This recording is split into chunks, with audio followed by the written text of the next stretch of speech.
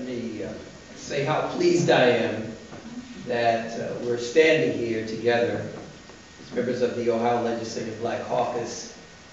We have done it before, but this is not the norm. This is not something that is done often. And the reason that we're standing in such a unified manner today with such seriousness is because of the extreme measures that were taken in the Ohio Senate with regard to people of color. I want to commend our president, Representative Sandra Williams, for her leadership in putting together this press conference, and for all of the members in being here today. I almost feel like just giving the benediction now to him who's able to keep us from falling. Just very briefly in terms of context, there was a forum put on by, I think, the Cable TV Association in the Rotunda. And the speakers were former U.S. Senator John Glenn and Robert Kennedy, Jr. And I asked a question. You know, I periodically ask questions. And so I asked a question to those two panelists about what needed to be done to bring about full equality in America. Sounded like a real big question. And John Glenn simply said, we need to focus on education. If we focus on education, then equality will be on the right track. We won't achieve it automatically, but we'll set the right course. There are a few people who didn't think that that was a satisfactory response. I did. I thought the senator hit the nail on the head. You have to focus on education. And so that's what we've been doing as a caucus. You've heard the details from the presenters. From Senator Nita Turner talking about closing the achievement gap, as well as former Senator C.J. Prentice. How short-sighted it is to remove $950,000 from the budget for a program that is working to improve educational performance for young African American males, to keep them out of the streets, to keep them out of the jails. We are spending $25,000 per inmate, and unfortunately, 1/2 of the inmates in our adult correctional system are African Americans, even though African American males only constitute 6% of the population in the state. 50% are African American. We're spending $25,000 per inmate to incarcerate them. In our juvenile facilities, we're spending $70,000 per inmate, resident they call them, in the Department of Youth Services. So we have a program that works. It almost sounds like no good deed goes unpunished. Have a program that works, $950,000, and the Senate Republicans, in their short-sightedness and insensitivity, took those funds out. Central State University performing at a level higher than ever before in our history. Graduating more young people going into education than any of the universities, all of them combined, in the state of Ohio. Raising dollars privately, $2.6 million from the Cosby Challenge just a couple of months ago.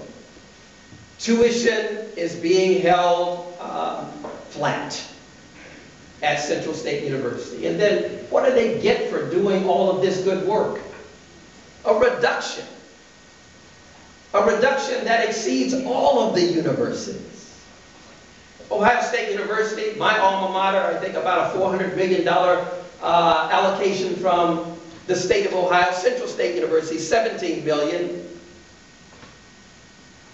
And Ohio State doesn't get a reduction. They get an increase. Ohio State University gets an increase in their budget. But Central State University's budget is reduced while their performance is going up. Minority business development is the last thing that I'll say. We talk about helping our businesses to grow in the state of Ohio and creating jobs and making sure that these businesses are contributing to the tax base in the state of Ohio. Well, if we really believe that, then why are minority businesses not given greater assistance from the state? If we really believe that, why is it that the scorecard that's been produced by this administration shows that even the departments, and I'm not blaming this on the Republicans, even the departments that are in charge of minority business development, administrative services, development, are performing at not even a 2% rate. And what I mean by that is we have a 15% set aside of goods and services contracts, and those departments are only awarding 2% of their contracts to minority-owned businesses. If we want to do something as a state to help us move out of this recession, then it makes sense for us to assist those businesses. So collectively, focus number one on education, primary, secondary, as well as the only African-American focused state university that we have, Central State University. And then lastly, our distinguished colleague from Cuyahoga County, Representative Boyd, points out that we've got to take care of people who are not in a position to care for themselves, the most vulnerable people in our state, our children, our senior citizens. We'd be more than happy to respond to any questions that you might have. Budget came in and the word phony has been used in the budgeting process with phony numbers. There's another $1 billion deficit at the end of this current fiscal year.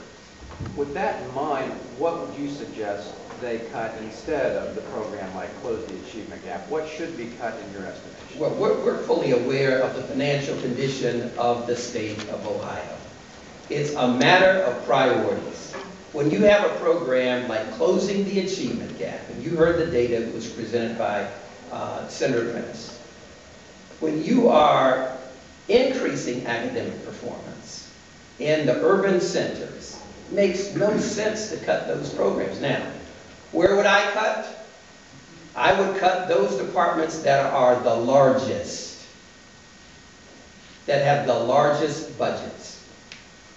I've chaired the Human Resources section of the Finance Committee over here in the House for 12 years. And whenever you cut, there's going to be tears flowing. But you've got to have some priorities.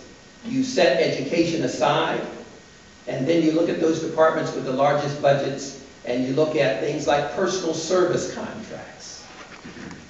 You look at frills, if you will.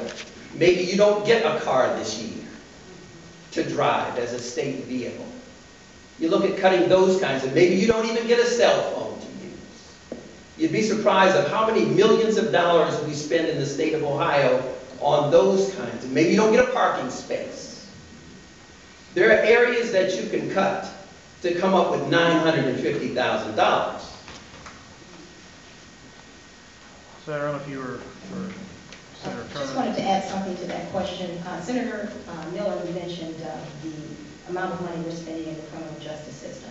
We also know that once people leave, they're back into the prison system within a year. That's because Ohio's policy when it comes to reentry are so far behind that we just can't forget about them. If we give people an opportunity to go back into society and to get a job that pays them a livable wage and not prevent them by the barriers in the state law from actually getting a job, from going to college, from going to work without some type of assistance, that will cut down on a lot of the money that we're spending in government right away.